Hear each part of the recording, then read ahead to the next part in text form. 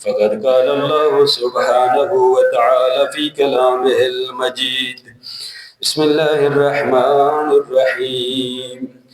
أوحى الله إلى عباد الصديقين أن لي عبادا من عبيدي يحبونني وأحبهم. صلوات.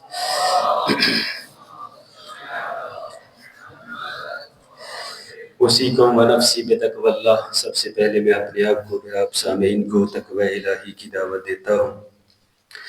گزشتہ جمعہ کے خطبہ میں آپ کی خدمت میں خدا سے محبت کرنے والوں کی کچھ صفات بیان کی تھی اور وعدہ کیا تھا کہ کچھ مطالب بچ گئے تھے جو انشاءاللہ اگلے جمعہ کے خطبے میں آپ کی خدمت میں پیش کروں گا. کون سے لوگ ہیں کہ جو اپنے رب سے محبت کرتے ہیں اور پھر اس کے بدلے میں پروردگار عالم بھی ان سے محبت کرتا ہے. یہ حدیث قدسی ہے جس میں پروردگار عالم اپنے پاس صدیقین سچے لوگوں، انبیاء ہوں یا ظاہراً انبیاء تھے جن کی طرف وحی کرتا ہے پروردگار عالم، ان صدیقین سے فرماتا ہے ان لی عبادا من عبیدی. اپنے انبیاء سے مخاطب ہے، صدیقین سے مخاطب ہے، صدیق انبیاء سے مخاطب ہے. ان لی عبادا من عبیدی یحبوننی واحبهم. میں کیونکہ پچھلی بات سے ربط دینے کے لیے فقط ترجمے کی حد تک آپ کی خدمت میں عرض کروں گا، پھر جو مطالب رہ گئے تھے اس کو آپ کی خدمت میں بیان کروں گا. فرمایا کہ میرے کچھ بندے ہیں یحبوننی واحبهم، وہ مجھ سے محبت کرتے ہیں، میں ان سے محبت کرتا ہوں.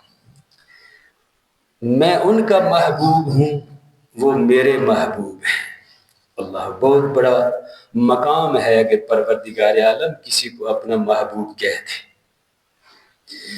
فرمایا وَيَشْتَاقُونَ إِلَيَّ وَاشْتَاقَ إِلَيْهِمْ. فقط یہاں تک بات نہیں ہے، وہ میرے مشتاق ہیں، میں ان کا اشتیاق رکھتا ہوں. وَيَذْكُرُونَنِي وَأَذْكُرُكُمْ. اور پھر یہ ہے کہ وہ مجھے یاد کرتے ہیں، میں انہیں یاد کرتا ہوں. وہ اگر زمین پہ رہ کر میرے بندوں کے درمیان میرا ذکر کرتے رہتے ہیں، میری یاد کرتے رہتے ہیں مجھے، میں ملکوت، عالم ملکوت میں نوری مخلوقات کے درمیان انہیں یاد کرتا ہوں. فَإِنْ أَخَذْتَ طَرِيقَهُمْ أَحْبَبْتُكَ وَإِنْ عَدَلْتَ عَنْهُمْ مَكَدْتُكَ. خدا اپنے ان صدیقین سے فرما رہا ہے، بندوں سے، اگر تم نے ان کا طریقہ اپنا لیا پھر میں بھی تم سے محبت کروں گا. وَإِنْ عَدَلْتَ عَنْهُمْ. اور اگر تم نے ان کے راستے سے عدول کر لیا، اعراض کر لیا، منہ موڑ لیا، تو پھر تمہیں میرے غضب کا سامنا کرنا پڑے گا. فقال النبی الصدیق، جس پہ وحی نازل ہوئی تھی، جس نبی صدیق پر، اس نے عرض کیا پروردگارا یا رب وما علامتہم. وہ کون سے خوش قسمت لوگ ہیں جن سے تو محبت کرتا ہے، جو تجھ سے محبت کرتے ہیں، جن کا تو ذکر کرتا ہے اور جن سے ملنے کا تجھے اشتیاق ہے. وہ لوگ کون، جن کا علامات کیا ہے؟ فرمایا قال یرعون الظلال بالنہار کما یرعی الشفیق غنمہ. ان کی پہلی علامت یہ ہے کہ وہ دن کے وقت جب اپنے کام کاج میں مصروف ہوتے ہیں، رزق حلال میں مصروف ہوتے ہیں، ان کی ساری توجہ، ساری نگاہ اس بات پہ ہے کہ کب دن کا سایہ ڈلتا ہے، کب غروب آفتاب ہوتا ہے، کب رات کی تاریکی چھاتی ہے، جب اپنے محبوب سے خلوت کا موقع کب ملتا ہے. وہ سارا دن اپنی تمام تر مصروفیات کے باوجود ان کی نگاہ کس بات پہ ہے کہ کب رات کی تاریکی چھاتی ہے اور میں اپنے رب سے، اپنے محبوب سے خلوت کر سکوں. یرعون الظلال بالنہار کما یرعی الشفیق غنمہ. اور دوسری علامت یہ ہے، فرمایا وَيُحِنُّونَ إِلَىٰ غُرُوبِ الشَّمْسِ كَمَا تَحِنُّ الطَّيْرُ इला अवकार عند الغروب, जिस तरह غروب के टाइम जब सूरज गुरूब होता है परिंदे अपने अपने घोंसलों की तरफ पलटते हैं और सारा दिन जो रिज़्क़ की तलाश में निकले होते हैं उन सब से फारिग होकर अपने घोंसलों की तरफ जाते हैं, मेरे ये बंदे रात की तारीकी में अपने बिस्तर की तरफ जाने की बजाय मुसल्ला इबादत पे खड़े हो जाते हैं। फरमाया फ़इज़ा जन्नहुमुल लैल वख्तलतज़ ज़िलाम वफ़ुरिशतिल फ़ुरुश वनुसिबतिल उसरा वनुसिबतिल उसिर्रा वखला कुल्लु हबीबिन बिहबीबिही।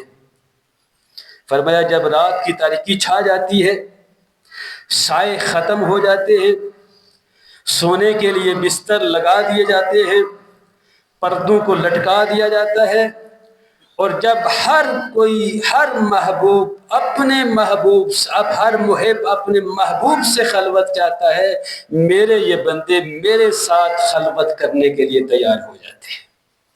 अल्लाह, मेरे बंदे मुंतज़िर हैं सारा दिन कि कब रात की तारीकी आती है, कब खलवत मिलती है और मैं अपने रब से दुआ मुनाजात अपने रब की बारगाह में जैसे इल्तिजा बयान करते हुए अपनी हाजात पेश करूँगा, अपने गुनाहों की माफ़ी मांगूंगा, उससे जो दिन भर की दूरी है उससे उस पर इस्तिग़फ़ार करूँगा। फरमाया नसबु इलैया अक़दामहुम वफ्तरशु इलैया वजूहहुम, वो जब रात की तारीकी छा जाती है वो मेरी बारगाह में नमाज और इबादत के लिए खड़े हो जाते हैं और अपने चेहरों को ज़मीन पर रख लेते हैं और मेरी बारगाह में सजदा रेज़ रहते हैं।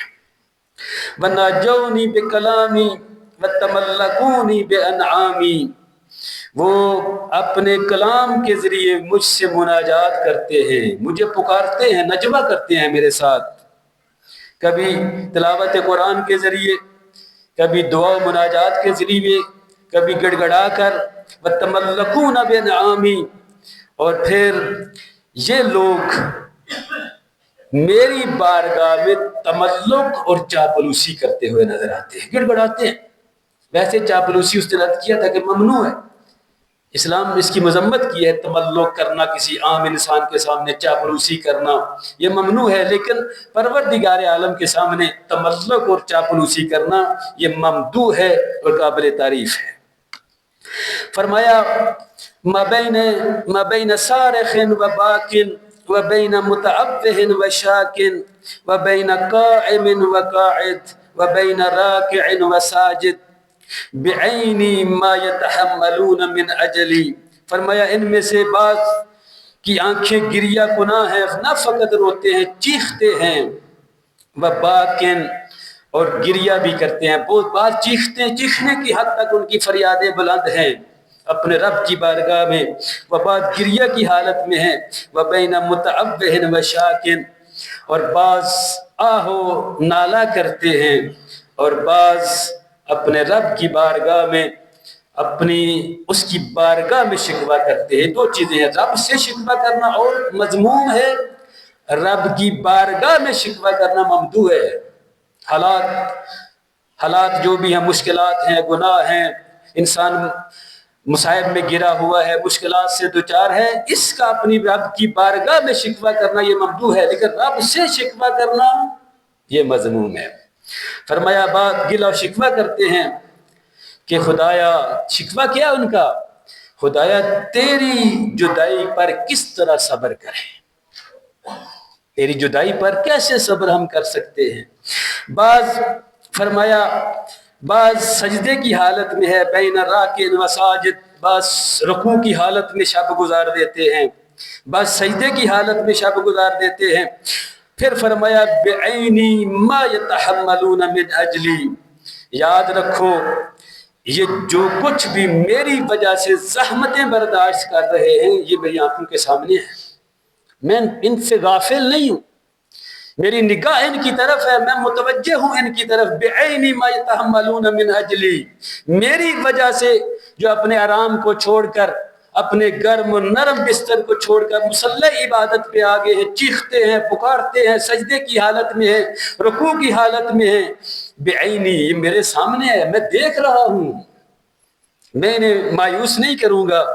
پھر فرمایا وَبِسَمْعِي مَا يَشْكُونَ مِنْ حُبِّي، اور جو میری جدائی میں اور میرے فراق میں یہ گریا کرتے ہیں، نالو فریاد بلند کرتے ہیں، میں ان کی فریاد سنتا ہوں۔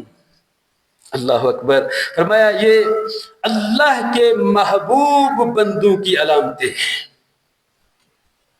اللہ کے محبوب بندوں کی علامات ہیں۔ اب ایسے افراد جو محبین خدا ہیں اور اس کے عوض پر خدا ان سے محبت کرتا ہے، فرمایا پروردگار عالم اسی حدیث کے آخر میں فرماتا ہے میں انہیں ایسی چیزیں عطا کروں گا جو انسان کے وہم و گمان میں بھی نہیں ہے، جس کا وہ سوچ بھی نہیں سکتا۔ فرمایا اول ما اوتیہم ثلاثہ، سب سے پہلے میں نے 3 چیزیں دوں گا۔ الاول اقذف من نوری فی قلوبہم، میں ان کے دل کو نورانی کر دوں گا، ان کے دلوں میں نور کو ڈال دوں گا۔ فیخبرون انی کما اخبر عنہم، اس نور کے نتیجے میں جس طرح میں ان کے دلوں سے واقف ہوں، یہ پھر اسی طرح میرے بارے میں آگاہی اور علم رکھیں گے، معرفت رکھیں گے۔ یہ نور الہی کا نتیجہ ہے۔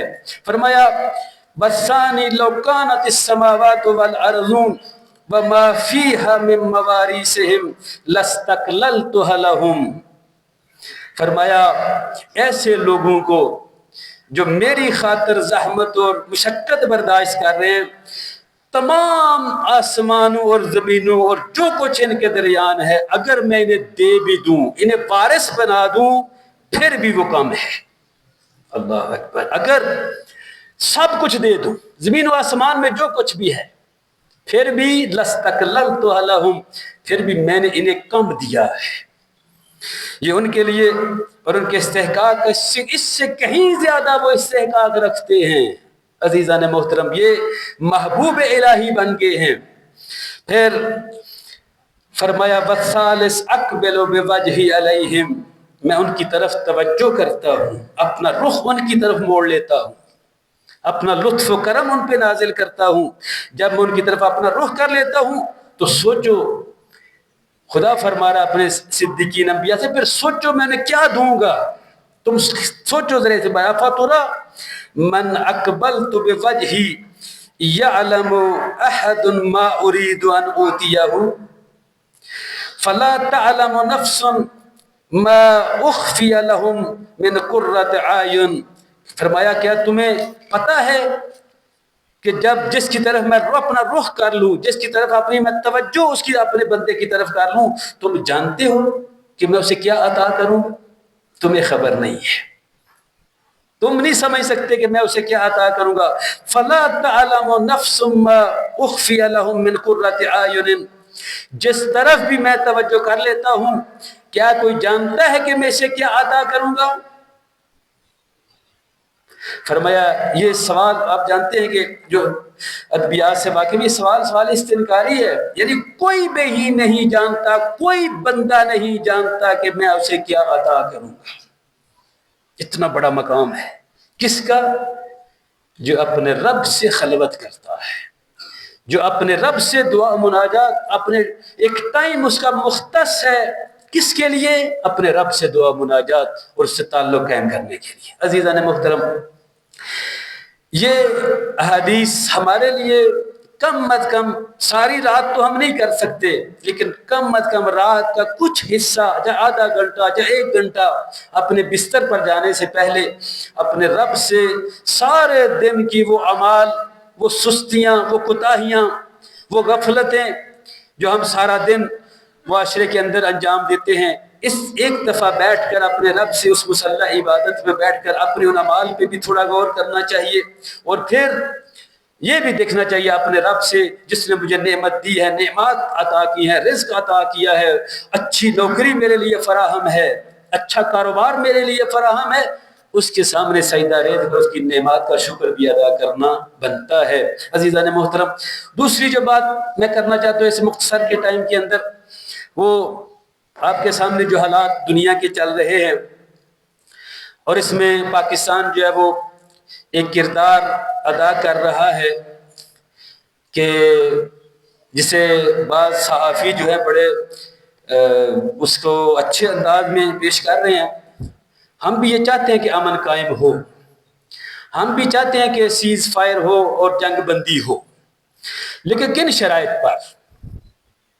میں تھوڑا سا اشارہ کرنا چاہتا ہوں کہ دیکھیں، اب تو اگرچہ ہمارے لیے تو پہلے روز روشن کی پہلے سے عیان ہے اور واضح ہے کہ امریکہ قابل اعتماد نہیں. ہمارے شہید رہبر یہ بتا کے گئے تھے.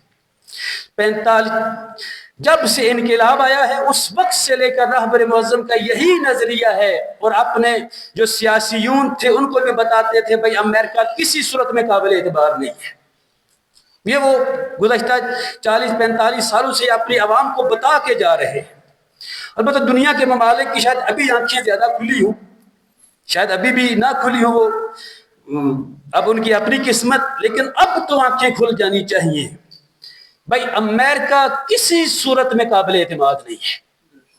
یہ جو امریکہ کا صدر ہے جس کو نام بھی میں لینا گوارا نہیں سمجھتا، ایک جھوٹا اور مکار انسان ہے. آپ دیکھو این مذاکرات، ادھر سے مذاکرات کی رٹ لگائی ہوئی مذاکرات ہو رہے تھے، ادھر سے حملہ شروع کر دیا. 2 دفعہ ایسا ہوا ہے. اور پھر خود ایک مکار اور جھوٹا انسان ہے، جسے انسان بھی کہنا انسان کی توہین ہے. پھر ایک ایسے شخص کی حمایت کر رہا ہے جس کے ہاتھ خون، مظلوموں کے خون سے رنگین ہے. وہ اسرائیل کا وزیر اعظم، پرائم منسٹر جو ہے، جس نے آپ کے سامنے غزہ کو تباہ و برباد کر دیا، جس کے ہاتھ رنگین ہے بچوں کے خون سے، بے گناہوں کے خون سے، جس کے اس کی حمایت کون کر رہا ہے؟ یہ ٹرمپ. اور پھر اس نے آ کر اس دھوکے اور دغا بازی سے، جھوٹ سے، فریب سے مذاکرات کا ڈھونگ رچایا. اسی کے دوران 2 دفعہ پھر ایران پہ حملہ بھی ہوا. اور پھر ابھی تازہ آپ نے اس کا خطاب یا سنا ہوگا، وہ کہتا ہے جی کہ ہم نے ایران میں سب کچھ تباہ کر دیا ہے، نہ اس کی کوئی فورس رہی ہے، نہ بحریہ ہے، نہ بری ہے، اس کے سب کچھ ہم نے تباہ و میزائل تباہ و برباد کر دیے ہیں. ہم جنگ جیت چکے ہیں. پہلے دن سے وہ کہہ رہے جنگ جیت چکے ہیں. وہ بھائی اگر جنگ جیت چکے پھر ابھی مسئلہ کیا ہے؟ اگر تم سب کچھ تباہ کر چکے ہو. ایرانیوں نے ایک اچھا کام کیا اس کے جھوٹ کو مزید ظاہر کرنے کے لیے. جب اس نے خطاب کیا اس کے چند سیکنڈ کے بعد ایران نے اسرائیل پر میزائلوں کی بارش کر دی. بھائی ہمارے پاس میزائل بھی تباہ ہو چکے تمہارے بقول. پھر اس کا جھوٹ بے نقاب کیا. اسی طرح امریکہ کے اندر کی عوام بھی سمجھ چکی ہے، آپ اس سے آگاہ ہیں. کتنے بڑے مظاہرے ہو رہے ہیں، امریکہ کو سمجھ چکی ہے کہ یہ ٹرمپ ایک جھوٹا شخص ہے، ایک مکار ہے. اس کی باتوں پر اعتماد نہیں کیا جا سکتا، کیونکہ صبح کچھ ہوتا ہے رات کو کچھ ہوتا ہے. میں اس چیز کو بیان کرنے کے بعد اپنے ان حکمرانوں سے، سیاستدانوں سے یہ عرض کرنا چاہتا ہوں کہ آپ اگر ابھی بھی اس خوش فہمی میں مبتلا ہو کہ ٹرمپ تمہارا دوست ہے تو اس خوش فہمی سے نکلو باہر. کہ جو اتنا آدمی جھوٹا ہو، اب ایسے حالات میں اس ایک طرف جھوٹ اور دوسری طرف سچ.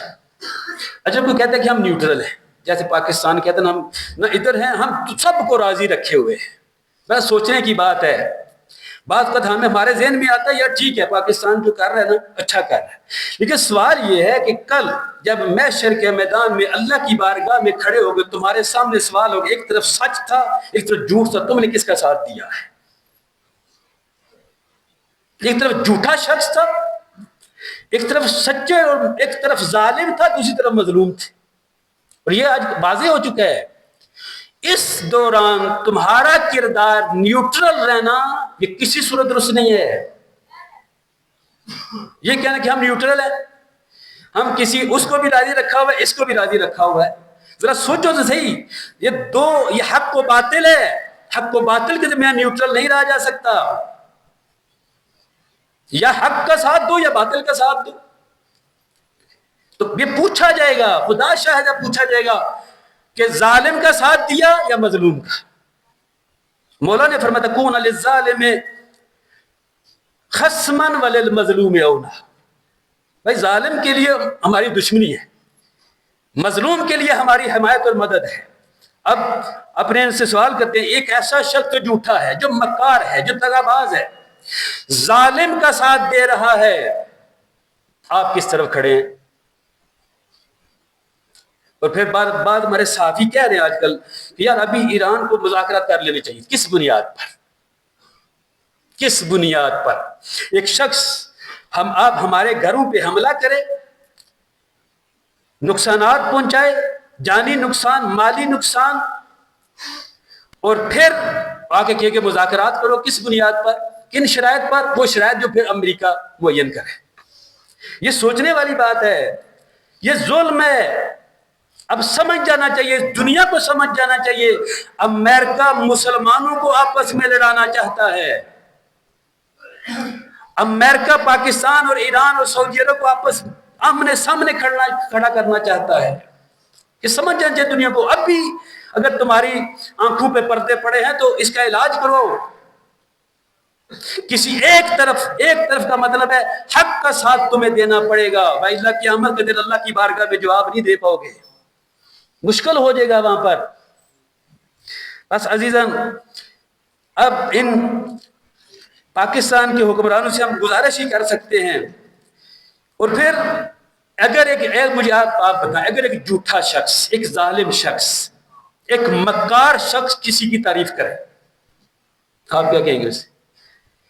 ایک انتہائی جھوٹا شخص، ظالم، آ کر کسی کی تعریف کرتے، فلاں صاحب بڑے اچھے ہیں، فلاں صاحب بڑے اچھے ہیں، آپ کیا کہیں گے؟ یعنی واقعاً وہ اچھا ہوگا؟ امام خمینی کے جملے تھے کہ اگر امریکہ کسی کی تعریف کرتے سمجھو اس شخص کے اندر مشکل موجود ہے، وہ حق پہ نہیں ہے۔ اب اگر یہ آ کر تعریف کرتا ہے تو سمجھ جاؤ کہ اس کی یہ تعریف کرنا بھی مشکوک ہے، اور جن کی تعریف کر رہا ہے ان کا کردار بھی مشکوک ہے۔ یہ واضح سی بات ہے۔ دیکھیے، ایرانی بھی کہتے ہیں امن ہونا چاہیے، پوری دنیا چاہتی ہے امن ہونا، لیکن کن شرائط کے تحت امن ہونا چاہیے؟ یعنی پھر آج جنگ بندی ہو جائے، پھر 1 مہینے بعد، 2 مہینے بعد پھر اسی طرح دوبارہ حملہ ہو، پھر بڑی بڑی عظیم شخصیات کو مارا جائے؟ یہ کوئی بھی عقل مند اور انصاف پسند آدمی اس کو پسند نہیں کرتا۔ اس لیے عزیزان محترم، حالات بڑے سخت ہیں، اور ایرانیوں نے کل تو آپ نے شاید پڑھا ہو کلپ، آیت اللہ طبسی نے یہ اعلان کیا ہوا تھا ایران کے اندر چہارشنبے کو بدھ کی شب کو کہ نماز استغاثہ امام زمان پڑھے، 10 بجے ان کا اعلان تھا۔ پھر پاکستان میں بھی بعض جگہوں پہ 11:30 بجے اس کا نماز استغاثہ تھا، پھر امام زمانہ سے استغاثہ۔ بہرحال حالات بڑے سخت ہیں، اور ہمیں ہر ٹائم، ہر لمحہ، چاہے اجتماعی ہو چاہے انفرادی ہو، ان مجاہدین اسلام، اسلامی انقلاب ایران کو جو ہمارے لیے امتیازی حیثیت رکھتا ہے، ایک فخر کا مقام ہے، اس کے لیے دعا کرنی چاہیے۔ نئے رہبر کے لیے کی طول عمر اور صحت و سلامتی کے لیے دعا کرنی چاہیے، اور ان ظالموں کے قلع کما اور نصف و نابودی کے لیے، اور بالاخص امام زمان کے ظہور کی تاجیل کے لیے دعا سب کا فریضہ ہے۔ اور کچھ نہیں کر سکتے، دعا تو کر سکتے ہیں، شاید ہم نے کسی کی دعا انشاءاللہ کہ قبول ہوگی۔ پروردگارہ کہ محمد و آل محمد ہماری ان دعاؤں کو اپنی بارگاہ میں قبول و منظور فرما۔